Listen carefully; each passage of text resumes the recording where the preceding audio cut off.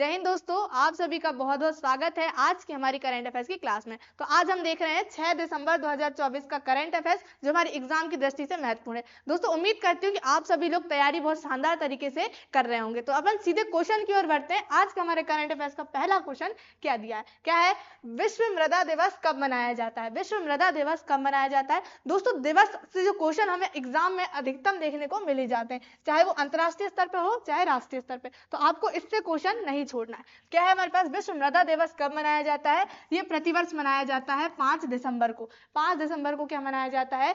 विश्व मृदा दिवस मनाया जाता है। आप लोग याद रखिए। और इस साल की जो विश्व मृदा दिवस की थीम रखी गई है वो भी याद रखिए। 2024 की जो थीम थी वो भी याद रखिए, क्या है, मृदा की देखभाल। मृदा की देखभाल क्या है इस साल की थीम 2024 की? मृदा की देखभाल करना और उसकी माप करना, मृदा की माप निगरानी, मृदा की माप करना, निगरानी करना और उसका प्रबंधन करना। क्या है 2024 की विश्व मृदा दिवस की क्या रखी गई है, ये थीम रखी गई है। कब मनाया जाता है विश्व मृदा दिवस? 5 दिसंबर को मनाया जाता है। तो इसका उद्देश्य क्या है? मृदा की देखभाल करना, और यही इसकी क्या रखी गई है, थीम रखी गई। चलिए आगे बढ़ते हैं। अगला क्वेश्चन है हमारे पास, हाल ही में सरकार ने निष्पक्ष व्यापार और उपभोक्ता संरक्षण के लिए पोर्टल लॉन्च किया है। किसने? केंद्र सरकार के द्वारा ये क्या पोर्टल लॉन्च किया गया? किसके द्वारा? भारत की जो क्या है केंद्र सरकार है, आप लोग याद रखिए, केंद्र सरकार के द्वारा ये पोर्टल जो है लॉन्च किया गया है निष्पक्ष व्यापार और उपभोक्ता संरक्षण के लिए। कौन सा पोर्टल है जो लॉन्च किया है अभी? ई मैप। कौन सा? ई मैप जो है पोर्टल लॉन्च किया है। किस लिए? निष्पक्ष व्यापार होना चाहिए और क्या, उपभोक्ताओं के संरक्षण के लिए ये पोर्टल को लॉन्च किया गया। कौन सा पोर्टल है? ई मैप। किसके द्वारा? केंद्र सरकार के द्वारा ये मैप जो क्या है, ई मैप जो है पोर्टल है, उसको लॉन्च किया है। चलिए आगे बढ़ते हैं। अगला क्वेश्चन है हमारे पास, हाल ही में 63वां ISAM सम्मेलन कहाँ आयोजित किया गया है? कौन सा? ISAM जो है सम्मेलन, तो वो कहाँ आयोजित किया गया है? बेंगलोर में। कहाँ पर? बेंगलोर में जो है आयोजित किया गया है। कौन से नंबर का है? 63वें नंबर का। 63वें नंबर का क्या है, ये सम्मेलन है ISAM। तो आप लोग कमेंट से बताइए ISAM का फुल फॉर्म क्या है? ISAM का फुल फॉर्म आप लोग कमेंट से बताइए। ये जो है मेडिकल से संबंधित है, ये भी मैं बता दे रही। किससे संबंधित है? मेडिकल से। चलिए आप लोग कमेंट से बताइए इसका आंसर। चलिए आगे अपना क्वेश्चन है, हाल ही में किस अंतरिक्ष एजेंसी का प्रोवा 3 मिशन इसरो द्वारा लॉन्च किया गया? कौन सा? किस अंतरिक्ष एजेंसी के द्वारा ये लॉन्च किया गया है? प्रोवा 3 मिशन इसरो ने लॉन्च किया है। तो वो कौन सी एजेंसी है? ESA। ESA क्या है? एजेंसी का नाम है। कौन सा मिशन है? याद रखिए, प्रोवा 3 मिशन क्या है? इसरो के द्वारा लॉन्च किया गया। अब ये मिशन में होगा क्या? ये जो है सूर्य के लिए भेजा गया है। सूर्य के लिए ये क्या भेजा गया है? ये जो प्रोवा मिशन है ये भेजा गया है सूर्य में, अंतरिक्ष में भेजा गया है। इसमें जो है क्या प्रोवा 3 मिशन इसरो के द्वारा लॉन्च किया गया है। तो आप लोग ये बताइए कमेंट्स में, इसरो का फुल फॉर्म क्या है? इसरो का क्या फुल फॉर्म क्या है? मैंने आपको इससे पहले वाली क्लास में बताई, इसरो का फुल फॉर्म क्या है, इसके जो वर्तमान में चेयरमैन है उनका नाम, और इसकी स्थापना, इसरो की स्थापना कब हुई थी? आप लोग ये कमेंट्स में बताइए इसरो के बारे में। इसरो का जो वर्तमान में चेयरमैन है वो कौन है, इसकी स्थापना कब हुई थी, और इसका जो फुल फॉर्म है इसरो का वो क्या है। तो अभी जो इसरो ने प्रोवा 3 मिशन जो लॉन्च किया है वो किस एजेंसी से किया है? अंतरिक्ष एजेंसी ESA से। ESA से। चलिए आगे बढ़ते हैं। अगला क्वेश्चन है हमारे पास, हाल ही में महाराष्ट्र के नए मुख्यमंत्री के रूप में किसे चुना गया है? तो महाराष्ट्र के नए मुख्यमंत्री जो अभी बने हैं वो कौन बने हैं? देवेंद्र फडणवीस। कौन बने हैं?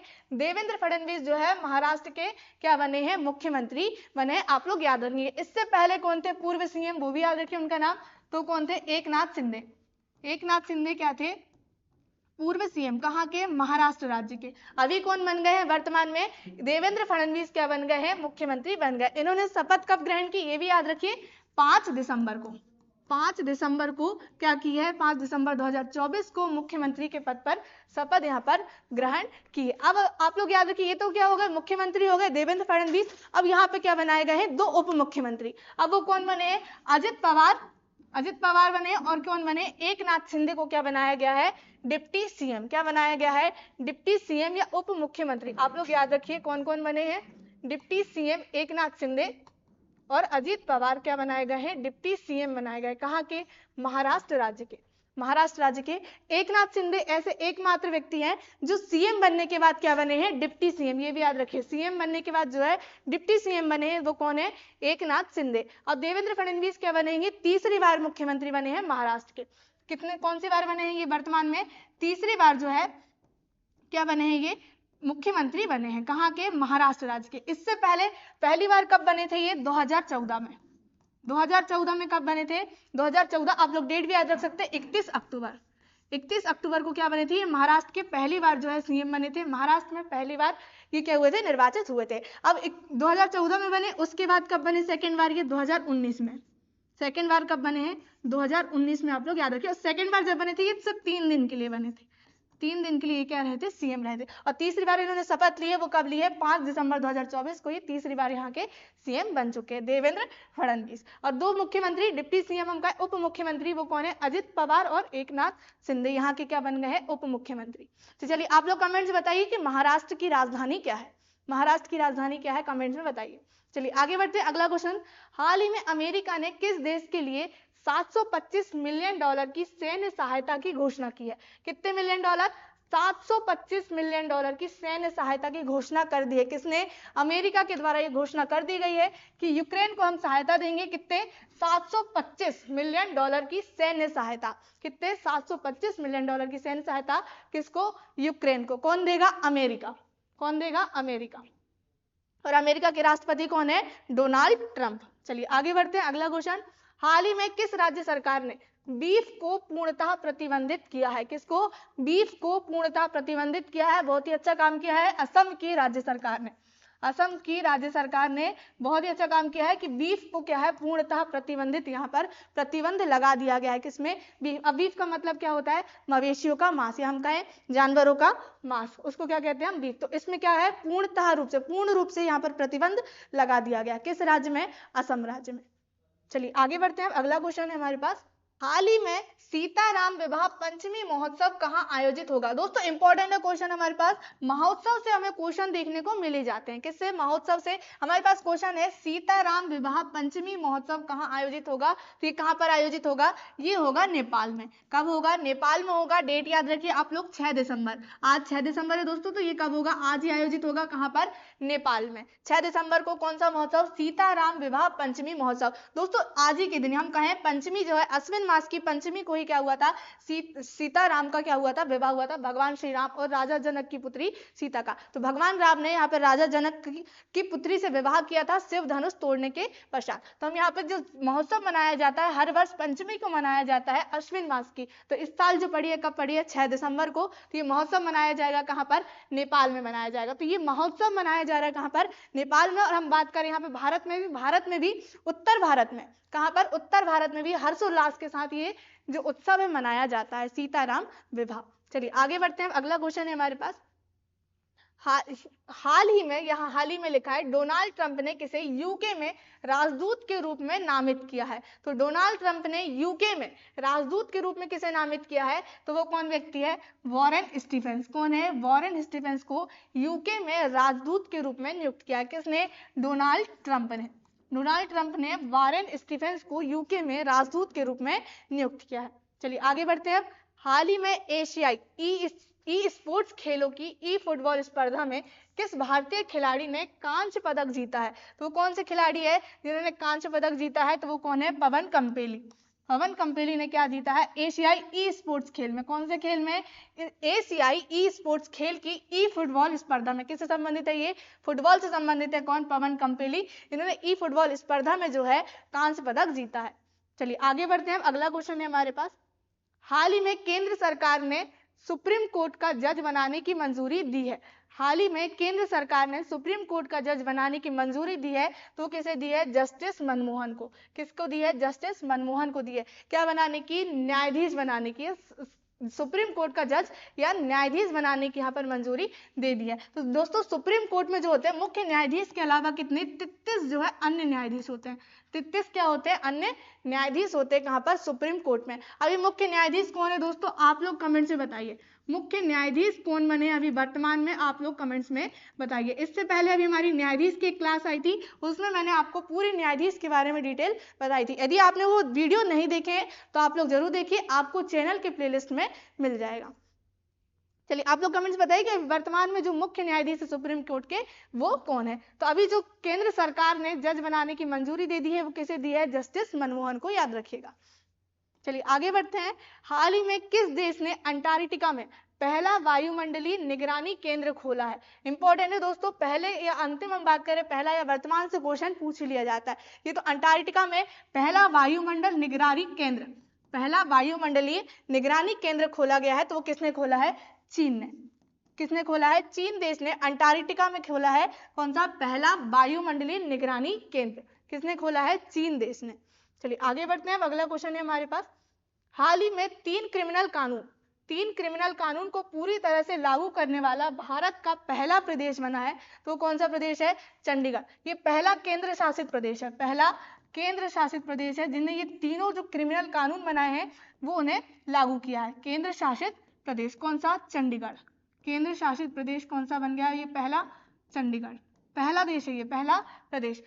क्या किया है इन्हें, तीन क्रिमिनल कानून आप लोग याद रखिए, तीन क्रिमिनल कानून कौन कौन से हैं जिसको चंडीगढ़ प्रदेश ने लागू किया, उनके नाम भी याद रखिए। पहला क्या है हमारे पास, भारतीय न्याय संहिता, भारतीय न्याय संहिता। सेकंड क्या है हमारे पास, भारतीय नागरिक सुरक्षा संहिता, भारतीय नागरिक सुरक्षा संहिता, ये क्या है, सेकंड क्रिमिनल कानून। और तीसरा जो है हमारे पास वो भी याद रख लिए, तीसरा क्या है, भारतीय साक्ष्य अधिनियम। कौन सा, भारतीय साक्ष्य अधिनियम। ये क्या है, तीन जो है क्रिमिनल कानून आप लोग याद रखिए, तीन क्रिमिनल कानून जिसको पहली बार लागू किसने किया है, चंडीगढ़ राज्य ने। भारतीय न्याय संहिता, भारतीय नागरिक सुरक्षा संहिता, भारतीय साक्ष्य अधिनियम, ये तीन क्या है, क्रिमिनल कानून है। आप लोग बिल्कुल याद रखेंगे, इंपॉर्टेंट है, पूछ सकता है। तो इसको पहली बार जो पहला प्रदेश बना है भारत का, कौन सा बना है, चंडीगढ़ यहाँ पर बन गया है। चलिए आगे बढ़ते हैं, अगला क्वेश्चन है हमारे पास। हाल ही में किस देश के विदेश मंत्री अब्दुल अली अल याहया भारत की 2 दिवसीय यात्रा पर आए हैं, तो किस देश के हैं, कुवैत। किस देश के हैं, कुवैत देश के क्या है ये विदेश मंत्री अब्दुल्ला अली अल याहया का भारत की 2 दिवसीय यात्रा पर अभी आए हुए हैं। चलिए आगे बढ़ते हैं, अगला क्वेश्चन है हमारे पास। हाल ही में men's hockey junior Asia cup 2024 का खिताब किसने जीता है, तो किसने जीता है, भारत ने। किसने जीता है, भारत ने जो है ये खिताब जीत लिया है, men's hockey junior Asia cup, men's hockey junior Asia cup 2024 का ये खिताब किसने जीता है, भारत देश ने। चलिए आगे देखते हैं, अगला क्वेश्चन है हमारे पास। हाल ही में जारी रिपोर्ट के अनुसार दुनिया में मोबाइल मेलवेयर हमले के प्रमुख लक्ष्य के रूप में किस देश की पहचान की गई है, तो किस देश की पहचान की गई है, तो सबसे पहले क्या आता है हमारा नाम, इंडिया। इंडिया का कितना, 30% जो है भारत जो है पहले नंबर पे आया है दुनिया में मोबाइल मेलवेयर हमले के प्रमुख लक्ष्य में। आप लोग सेकंड भी याद रखिए, पहला तो क्या हो गया, इंडिया हो गया, सेकंड क्या नाम आया है इसमें, तो सेकंड नाम आया अमेरिका का। सेकंड किसका नाम आया, अमेरिका का, लगभग कितना, 29%। और थर्ड जो आया है कौन सा है, कनाडा, कनाडा का नाम आया है थर्ड नंबर में, लगभग कितना, 27%। आप लोग ये याद रखो, किसमें, अभी जो रिपोर्ट आई है दुनिया में मोबाइल मेलवेयर हमले के प्रमुख लक्ष्य के रूप में, तो पहला देश आप लोग याद रखेंगे, पहला क्या है, इंडिया, दूसरा क्या है, अमेरिका, तीसरा क्या है, कनाडा, तीसरा क्या है, कनाडा। तो हमारा आंसर यहाँ पे क्या हो जाएगा, इंडिया जो है मेलवेयर हमले, मोबाइल मेलवेयर हमले के प्रमुख लक्ष्य के रूप में यहाँ पर किस देश की पहचान हुई है, तो ये सबसे पहले नंबर में क्या है, भारत, लगभग 30%। हाल ही में भारत का पहला वर्टिकल लिफ्ट रेल ब्रिज किस राज्य में बनाया गया, कौन सा bridge, vertical lift rail bridge, vertical lift rail bridge जो है किस राज्य में बना है, ये बना है कहाँ पर, तमिलनाडु में, वर्टिकल लिफ्ट रेल ब्रिज। तो आप लोग याद रखो ये कहाँ पर बना है, समुद्र में बना है, समुद्र के ऊपर क्या बना है ये, समुद्र के ऊपर क्या बना है, ये ब्रिज बना है, कहाँ पर, समुद्र में ये ब्रिज बना है, इसका नाम क्या है, वर्टिकल लिफ्ट रेल ब्रिज। ये किस राज्य में बना है, तमिलनाडु में बना है। और आप लोग ये भी याद रखिए कहाँ से, मंडपम से ये कहाँ, रामेश्वर तक, मंडपम से रामेश्वरम तक ये ब्रिज यहाँ पर बना है रामेश्वरम तक। आप लोग ये भी याद रखिए, इसकी जो लंबाई है, इसकी लंबाई हो सकता है आपसे एग्जाम में ये क्वेश्चन आ जाए, तो इसकी लंबाई जो है वर्टिकल लिफ्ट रेल ब्रिज की कितनी है, 2.07 किलोमीटर। 2.07 किलोमीटर का क्या बना है, ये ब्रिज बना है। इसमें जो लागत लगी है वो भी याद रखिए, इसके जो बनने में लागत लगी है कितनी लगी है, 550 करोड़, 550 करोड़। आप लोग याद रख सकते कितनी लागत लगी है, 550 करोड़। इस ब्रिज की लंबाई कितनी है, 2.07 किलोमीटर। ये हम बात करें कहाँ से कहाँ तक है, तो मंडपम से, ये हम कहें भूमि स्तर से, भूमि तल से लेके रामेश्वरम तक समुद्र पर ये क्या बना है, ब्रिज बना है, वर्टिकल लिफ्ट रेल ब्रिज। आप लोग ये इसका एक और नाम यहाँ पर हमें मिलता है क्या, पंबन ब्रिज।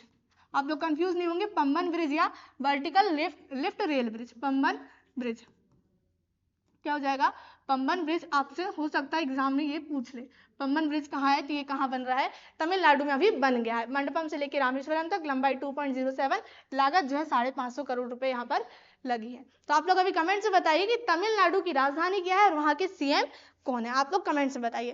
तो ये थे हमारे आज के इंपॉर्टेंट प्रश्न जो हमने आज यहाँ पर देखे। यदि आप लोग चैनल में न्यू हैं तो चैनल को सब्सक्राइब कर लें, और फेसबुक में देख रहे हैं तो फॉलो कर लें, और बेल आइकन जरूर दबाएं जिससे आने वाली वीडियो की नोटिफिकेशन आपको मिलती रहे।